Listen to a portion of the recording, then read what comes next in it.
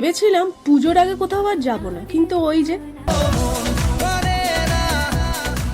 তাই জন্য আমরা চলে গেছিলাম আমাদের বাড়ি থেকে একদম 1.5 ঘন্টার দূরত্বে এই রিসর্টটা, ব্রিদিং আর্ট।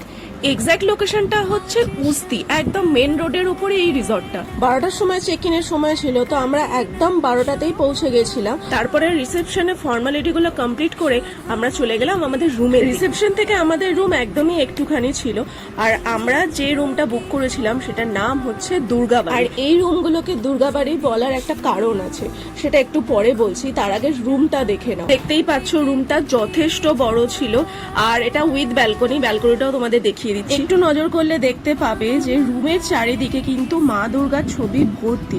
এই দেখো ব্যালকনিতে যাচ্ছি, ব্যালকনিতেও কিন্তু দুদিকে হ্যান্ড পেন্টিং করে মা দুর্গার ছবি আছে।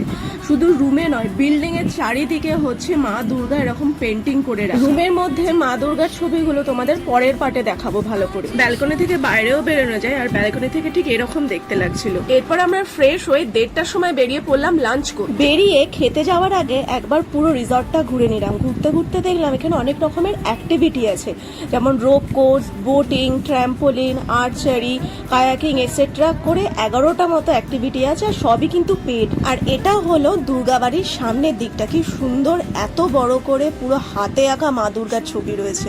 তো ব্যাস, পার্ট 1 এইটুকুই। পুরো ডিটেলস জানতে হলে দেখতে হবে কিন্তু পার্ট 2।